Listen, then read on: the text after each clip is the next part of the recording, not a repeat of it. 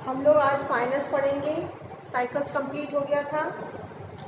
Fineness hilly area में आप लोग कभी हिल स्टेशन गए हो तो आपने कॉनिकल फॉरेस्ट देखा है, जो ऐसे तिकोने तिकोने कोन जैसी जो ट्रीज आपको दिखती है, तो कोनीफेरस फॉरेस्ट कहते हैं। पूरा उस फॉरेस्ट को ही बोलते हैं कोनीफेरस। कोन नुमा जो होता है, तिकोना होता है, उसके सारे के सारे प्लांट इस तरीके से होते हैं। आपने देखे होंगे ना। और ये ज़्यादातर कहाँ होते हैं? बर्फीली जगह पे होते हैं, है ना। बर्फीली जहाँ पे बहुत ज़्यादा कोल्ड टेम्परेचर रहता है। तो north temperate region of the world, जो नॉर्थ एरिया है ना, नॉर्थ टेम्परेट रीजन है स्लोपी, जहाँ पे क्या रहती है, बिल्कुल स्लोप रहती है। उस एरिया में कोनीफेरस फॉरेस्ट होता है। Coniferous forest fineness trees maximum होती है इसमें। क्लास है कोनीफेरोप्सिडा, ऑर्डर है गण कोनीफेरेस, फैमिली है पाइनेसी और जीनस है पाइनस। इसके अंतर्गत लगभग 90 से लेकर 100 प्रजातियां पूरे विश्व में पाई जाती है, 90 से लेकर 100 तक। इंडिया में इसकी 6 इंडियन स्पीशीज हैं। मेन स्पीशीज जो इंडिया में पाई जाती हैं ये है बॉडिचियाना, मर्क्यूसियाई, रॉक्सबर्गियाई, आर्मेंडाई, इंसुलैरिस और जिरार्डियाना। ये 6 प्रजातियां हैं जो कि इंडिया के अंदर पाई जाती हैं। इंडियन स्पीशीज के नाम आपको 2 या 3 के नाम तो याद रखने हैं, क्योंकि क्वेश्चन आता है हर प्लांट के ऊपर आ सकता है कि कोई भी इंडियन प्रजाति का नाम बताइए। नॉर्थ टेम्परेट रीजन में पाई जाती है पूरे विश्व में, जहाँ पे ठंडक होती है, टेम्परेचर कम होता है। स्लोपी एरिया होता है। स्लोपी एरिया का होता है जहाँ पे पानी रुकता नहीं है, वहाँ पे उगती है। क्यों? अगर पानी रुक जाएगा तो क्या हो जाएगा? वो बर्फ़ जम जाएगी, और बर्फ़ जम जाएगी तो फिर वो उसको नुकसान करेंगी। और इसका जो कोनिकल जो शेप है वो भी इसलिए ऐसे बनाया है कि अगर बर्फ़ गिरती भी है तो वो झड़ जाती है, ऐसे स्लोप में झड़ के चली जाती है। अगर इस तरीके की ट्रीज रहेंगी तो वो जम जाएंगी उनकी पत्तियों पर। तो ये कोन बनाती है, पूरा कोनिकल इसकी शेप बनती है, जिससे जो बर्फ़ आती है या पानी जो जम जाता है वो झड़ता चला जाता है। पानी रुकता ही नहीं है इनकी पत्तियों पर, जिससे इसको डैमेज नहीं होता है। ठीक है। पूरा जो प्लांट है इसको हमने रूट, स्टेम और लीफ में डिवाइड करते हैं। तना है, जड़ है और पत्ती है। जिम्नोस्पर्म्स में मैंने बताया था कि जो जाइलम होते हैं उसमें वेसल्स नहीं पाए जाते हैं और फ्लोएम में कंपेनियन सेल्स नहीं। अब हम रूट की बात करते हैं तो मुख्य तो टैप रूट होता ही है, वो मुख्य जाता है, लेकिन बहुत ज़्यादा गहराई तक नहीं जाता। क्यों नहीं जाता गहराई पे? क्योंकि ये प्लांट कहाँ होता है? पथरीली जगह पे, पर्वतीय स्थल पे, तो उसमें बहुत ज़्यादा अंदर तक तो, और क्योंकि पथरीली चट्टानें तो बहुत नीचे तक तो रूट जड़ जा ही नहीं सकती। लेकिन क्योंकि प्लांट बहुत बड़ा है, ये पेड़ है, बहुत ऊंची हाइट तक जाता है, तो उसको सपोर्ट करने के लिए अगर जड़ नीचे तक नहीं जा रही है तो फिर लेटरल रूट्स निकलते हैं। जो लेटरल रूट्स निकलते हैं टैप रूट से ही निकलते हैं। और लेटरल मतलब नीचे जाने की वजह ऐसे ऐसे ऐसे ऐसे जाते जाते पर्वतीय स्थल में नीचे नीचे नीचे चीज़ें लेटरल, तो जिससे क्या वो जकड़ लेता है अच्छे से, उसको जकड़ के उसको सपोर्ट मिल जाती है। कुछ जो लेटरल रूट्स हैं उसके ऊपर कवक के हाइफी आ जाते हैं, कवक जाल आ जाता है, फंजाई का जाल आ जाता है। तो वो क्या बनाता है? माइकोराइजा रूट बनाता है। उस रूट को कहते हैं माइकोराइजा। तो एक तो टैप रूट हो गया जो नीचे की तरफ जा रहा है लेकिन बहुत गहराई तक नहीं जाएगा। उस टैप रूट से लेटरल शाखाएं निकल रही हैं। उन लेटरल शाखाओं पे, सब पे नहीं, किसी किसी पे क्या आ जाता है? माइकोराइजा का कनेक्शन हो जाता है। किसका? फंगल हाइफी का, कवक जाल। ये देखने को मिलता है कि जो सीडलिंग्स होते हैं, फाइनस के जो सीडलिंग है यानी पौधे छोटे छोटे, जिन पौधों की जड़ों पे कवक का जाल बन जाता है वो पौधे तो बहुत अच्छा सरवाइव करते हैं, बड़े पौधे बन जाते हैं, बड़ी ट्रीज बन जाती है। लेकिन जिन छोटे छोटे पौधों पे कवक का जाल नहीं बन पाता है जड़ पे, वो सीडलिंग बहुत ज़्यादा दिन तक जिंदा नहीं रहती। इसका मतलब है कि जड़ों के अंदर जो कवक जाल बन रहा है वो कुछ ना कुछ योगदान दे रहा है। वो योगदान क्या दे रहा है, इसके भी बहुत सारी रिसर्च और स्टडीज़ चल रही हैं। कंफर्म तरीके से नहीं पता, लेकिन जहाँ तक साइंटिस्ट कहते हैं वो ये कहते हैं कि नाइट्रोजन अपटेक, नाइट्रोजन को एब्जॉर्ब करने में और फॉस्फोरस को एब्जॉर्ब करने में ये कवक जाल मदद करता है, जिससे प्लांट को प्रॉपर तरीके से फूड मिलता, न्यूट्रिशन मिलता रहता है और वो सीडलिंग फिर अच्छे से पनप के बड़े प्लांट में परिवर्तित हो जाते हैं। और जिन सीडलिंग्स में कवक जाल जड़ के ऊपर नहीं बन पाता उनको प्रॉपर न्यूट्रिशन नहीं मिल पाता। किसका? मिनरल्स का। प्रॉपर न्यूट्रिशन किसका? मिनरल का। तो वो क्या होता है कि वो बहुत ज़्यादा लंबे जी नहीं पाते। तो कहीं ना कहीं मिनरल अपटेक में ये हाइफी मदद करते हैं। हाइफी यानी कवक जाल किस में मदद करता है? मिनरल को एब्जॉर्ब करने में ज़मीन में से। ओके, अब जो नॉर्मल रूट है उससे ये माइकोराइजा वाला रूट थोड़ा भिन्न होता है। जैसे नॉर्मल रूट तो है ही, साथ में कुछ शाखाओं पे जो रूट की है उन पे क्या आ गया? कवक जाल।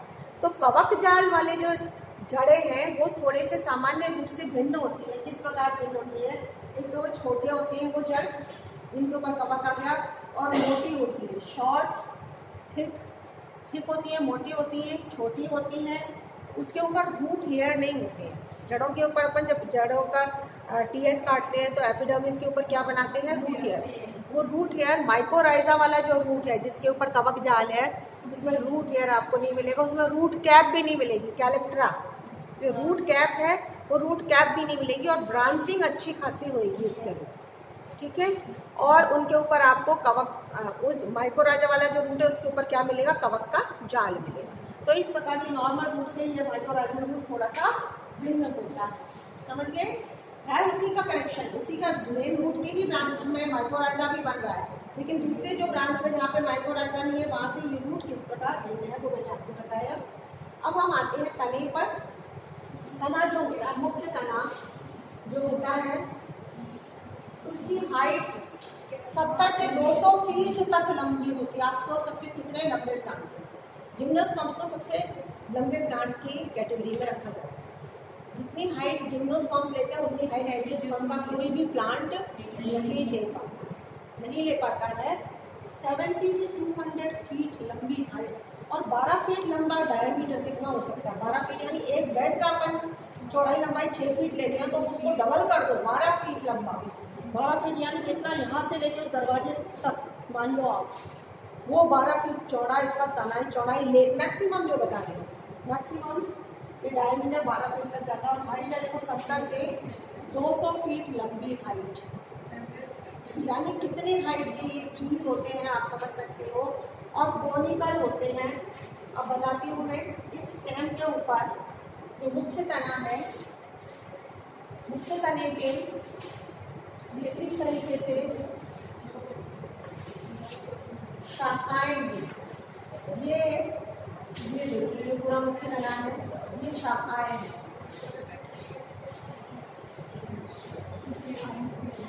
ये ब्रांचेस है। ये जो मैंने बताई ये कुछ नहीं है, तो मैंने इसकी शेप देने के लिए बनाया है। ये क्या है? ये तने की ब्रांच है, ये ब्रांच है।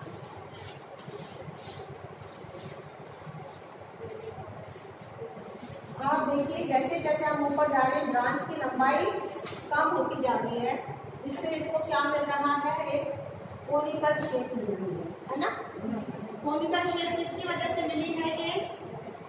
ये जो शाखाएं हैं जैसे जैसे ऊपर जाएंगे इनकी शाखाओं की लंबाई कम होती जा रही है, जिससे ये कोन की आकृति बन रही है। अब देखिए इसमें दो प्रकार की शाखाएं मिलती हैं पाइनस के प्लांट में।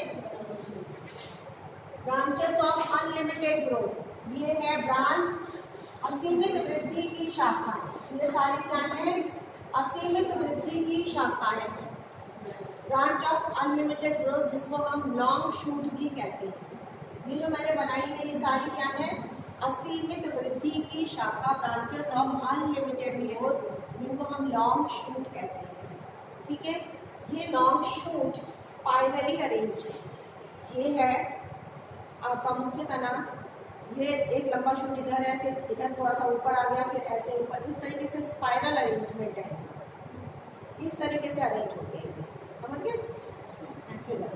ऐसे स्पाइरल अरेंजमेंट इन शूट का, जैसे यहाँ से निकला, फिर यहाँ से निकला, फिर थोड़ा ऊपर, ऐसे ऊपर होता है, ऐसे जाते हैं। ये अरेंजमेंट है शाखाओं का। Branches of unlimited branch, unlimited growth किस तरीके से अरेंज है? पूरी स्पाइरल अरेंजमेंट है। और हॉरिजॉन्टल है, ये शाखाएं सीधी रहती है, ये खड़ी नहीं रहेंगी, कैसी रहेंगी? बिल्कुल सीधी रहती है। लिखते जाइए, ब्रांचेस ऑफ अनलिमिटेड ग्रोथ किस तरीके से अरेंज है? स्पाइरल अरेंजमेंट है मुख्य तने पे। दूसरी पॉइंट हॉरिजॉन्टल अरेंजमेंट है इनका। हम लोग बहुत लिमिटेड चीज़ें पढ़ रहे हैं, किताब में क्या बहुत एक्स्ट्रा दे रखा होता है और आपको वो सारी चीज़ें जानने की ज़रूरत नहीं है। इतना आप लिख भी नहीं सकते हो, इतना आप याद भी नहीं कर सकते हो, लिख तो लोगे याद नहीं कर पाओगे, ठीक है। जितना आपका टू द पॉइंट ज़रूरत है उतना ही बताऊँगी मैं आपको। जो ब्रांचेस ऑफ अनलिमिटेड ग्रोथ है ये स्पाइरल अरेंजमेंट है, हॉरिजॉन्टल है यानी सीधी रहती है, ठीक है। जैसे जैसे ऊपर की तरफ बढ़ते जाते हैं इनकी लंबाई कम होती है, ठीक है। अब इनको अनलिमिटेड ग्रोथ वाली शाखाएं क्यों कहते हैं? क्योंकि इनकी ग्रोथ अच्छी खासी होती है, इनमें एपिकल बड होती है। ब्रांचेस ऑफ अनलिमिटेड ग्रोथ इनके अंदर क्या होती है? एपिकल बड, जिसकी वजह से इनकी ग्रोथ होती रहती है, ठीक है। ये एपिकल बड की वजह से ग्रो करती है। अब इनके ऊपर क्या होता है? कवर्ड रहती है ये बहुत सारी स्केली लीव्स से। ये पूरा जो तना है इससे भरा रहता है ये स्केली लीव्स। लीव्स है, मैंने बताया ना 2 प्रकार की लीव्स होती है, आ रही है स्केली लीव्स है। बताऊंगी अभी तो मैं इसी में चल रही हूँ, ब्रांच ऑफ अनलिमिटेड ग्रोथ पे चल रही हूँ। ये ब्रांचेस किससे ढकी रहती है? स्केली लीव्स से। इनके ऊपर फोलियल लीव्स नहीं पाई जाती। ये असीमित वृद्धि की शाखा पे केवल एक प्रकार की पत्तियां पाई जाती हैं, स्केली लीव्स। असीमित वृद्धि की शाखा पे फोलियल लीव्स जो फोटोसिंथेसिस करती है वो नहीं पाई जाती। ओके, तो क्या भरा हुआ है इसमें? स्केली लीव्स है पूरा। और स्केली लीव्स कैसी होती है मैं वो आपको बताऊंगी। ये ब्रांच का पता चल गया तुमको। अब स्केली लीव्स की एक्सिल में से ही मेल कोन निकलते हैं। मेल कोन्स कहाँ निकलते हैं? ये स्केली लीव्स है ना, इनके अंदर से ही किसका निर्माण होता है? Male cone. मेल कोन झुंड में होते हैं, जैसे ये कोन है, ये दूसरा, ये तीसरा, चौथा, पांचवा, ये पूरा मेल कोन का एक झुंड है। ये एक मेल कोन नहीं है, जितने मैंने गोले बनाए उतने मेल कोन से मेल कोन का झुंड है। ये किसमें निकल रहा है? असीमित वृद्धि की शाखा में स्केली लीव्स की एक्सिल से बीच में से क्या निकल रहा है? मेल कोन का झुंड। एक मेल कोन नहीं है, एक झुंड है ये पूरा मेल कोन। अब हम आते हैं सीमित वृद्धि की शाखा, ब्रांचेस ऑफ लिमिटेड ग्रोथ। सीमित वृद्धि की शाखा को हम बोलते हैं ड्वार्फ शूट। ड्वार्फ का मतलब क्या होता है? ड्वार्फ बोना। ड्वार्फ का मतलब होता है बोना। अब ये जो है इनके इसी स्केली लीव्स के अंदर से छोटे छोटे और शूट निकलते हैं जिनको बोलते हैं ड्वार्फ शूट। ये छोटे छोटे होते हैं, ठीक है। इनकी वृद्धि सीमित होती है क्योंकि इनके अंदर एपिकल बड नहीं है। डिफरेंस देखते हैं, इनके अंदर एपिकल बड नहीं होती है तो इनकी वृद्धि सीमित है। ये बहुत ज़्यादा छोटे छोटे इतने से ज़्यादा हाइट तक नहीं जाती, समझ गए? तो इनमें क्या है? सीमित वृद्धि है, एपिकल बड्स नहीं है इनके अंदर। और ये किसके ऊपर लगे हुए हैं? असीमित वृद्धि की शाखा में स्केली लीव्स के एक्सिल में से निकल रहे हैं ड्वार्फ शूट। समझ गए? ड्वार्फ शूट कहाँ से निकल रहे हैं? असीमित वृद्धि की शाखा में जो स्केली लीव्स लगी हुई है उनके अंदर से निकल रहे हैं ड्वार्फ शूट। समझ गए? तो ये तो 2 तरीके की शाखाएं हैं। अब आते हैं हम 2 तरीके की पत्तियां। ओके, लीव्स 2 प्रकार की होती है, स्केली लीव्स और फोलिएज लीव्स।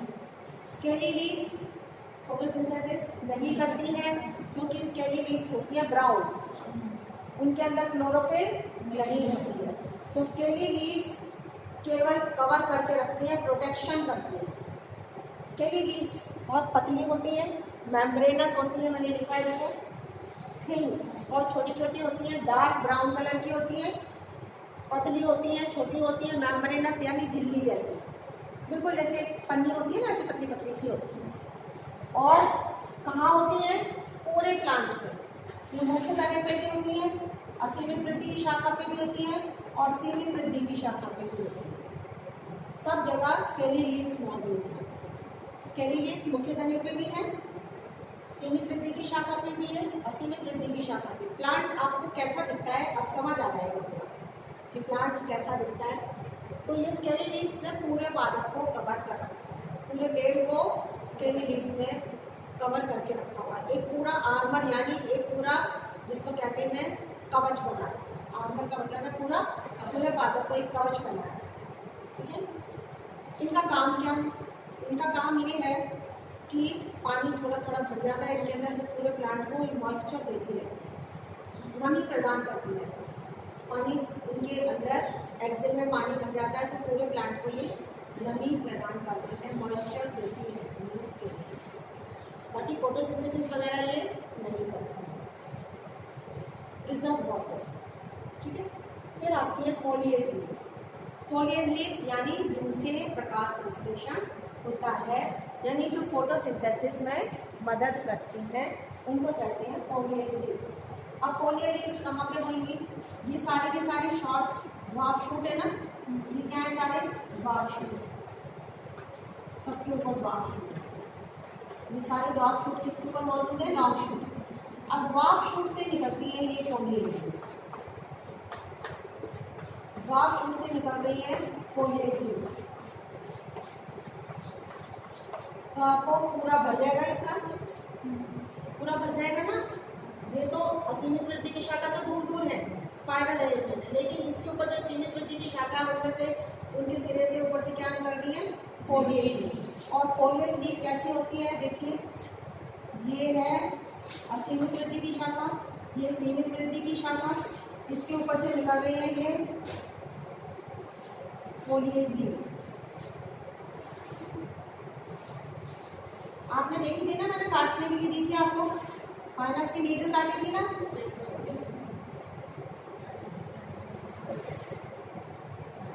इसको नीडल इसलिए बोलते हैं कि सुई जितनी पतली होती है, रखी है ना शायद, देख लो, सुई जितनी पतली होती है, ये देखो ये नीडल से, और खूब लंबी लंबी होती है, तो टूटी हुई है ये इतनी हाइट तक लंबी लंबी जाती है, इतनी लंबी लंबी जाती है नीडल से। अब ये है फोलिएज लीव्स स्पाइनस की, समझ गए? तो ये सारा जो मेन असीमित वृद्धि की शाखा से सीमित वृद्धि की शाखाओं में से जो निकल रही है, तो ये पूरा प्लांट किससे भर जाता है? फोलिएज लीव्स से, समझ गए? तो फोलिएज लीव्स जो होती हैं लॉन्ग, लंबी, एटिकुलर, एटिकुलर का मतलब एकदम चुभने वाली, एकदम सुई नुमा। एटिकुलर जो शेप है वो किसको बोलते हैं? सुई नुमा, ठीक है। अब ये कहाँ से निकल रही है? सिरे से निकल रही है, किसके? ड्वार्फ शूट, ड्वार्फ शूट के सिरे से निकल रही है, तो पूरा प्लांट भर जाता है इन नीडल से। बीच बीच में आपको कोन्स भी नजर आएंगे, फीमेल कोन और मेल। जब मेल कोन का झुंड तो निकल ही रहा है, वो तो इससे लॉन्ग शूट से निकल रहा है, और फीमेल कोन्स इसमें शॉर्ट शूट से निकलते हैं। शॉर्ट शूट्स के एक्सियल मैसेज पहली लीफ के एक्सियल से निकलते हैं फीमेल, ठीक है। अब ये जो एक ड्वार्फ शूट से कितनी ही नीडल निकलती है, ये प्रजाति, हर प्रजाति के साथ अलग अलग है, ठीक है।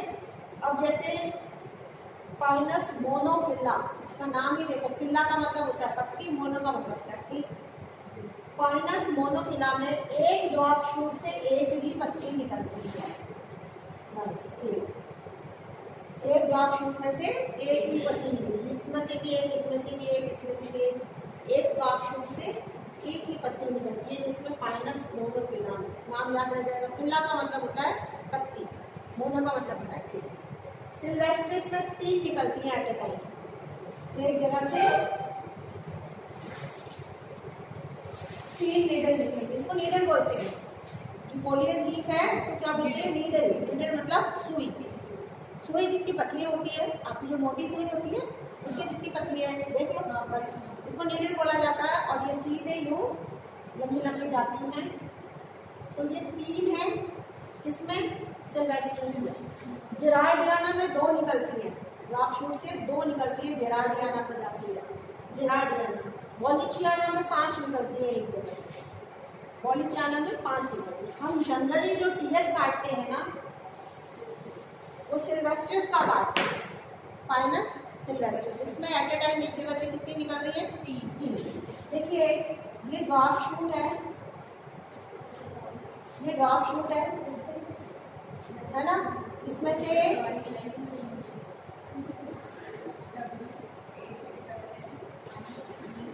3 नीडल है। ये ड्वार्फ शूट में कितनी निकल रही है? 3 नीडल एक साथ निकल रही है। तो होता क्या है इसको जब आपने काटा था तो इसकी शेप कैसी बन रही थी? तिकोनी। पता है क्यों तिकोनी बनती है? ये एक जगह से निकल रही है तीनों, और ये तीनों निकल रही है, ये इधर जा रही है, एक भी जा रही है, एक भी जा रही है, तो ये आपस में सटी रहती है तीनों आपस में सटी हुई है, तो तीनों की शेप कैसी हो गई? तिकोनी। अगर एक को सिंगल को काटेंगे तो सिंगल की शेप कैसी बनेगी? ऐसी, एक ये बन गई, एक ये बन गई, और एक ये बन गई, क्योंकि तीनों सटी हुई रहती है, तो इनको एक दूसरे से तीनों जुड़े रहने की वजह से इनकी शेप कैसी हो जाती है? इंडिविजुअल एक एक की शेप कैसी हो जाएगी? तिकोनी। क्योंकि देखो ये गोल है, गोलाई में तीनों एक साथ निकल रही है, एक ये दूसरी है, तो इनकी शेप हो गई तिकोनी। तो टीएस काटेंगे जब इस वीडियो का, तो कैसा निकलेगा? ट्रायंगल। देखा था ना आपने, मैंने काटा तो ट्रायंगल। तो ये हुआ कंप्लीट इसका स्पोरोफाइट का डिस्क्रिप्शन, कंप्लीट स्पोरोफाइट डिस्क्रिप्शन।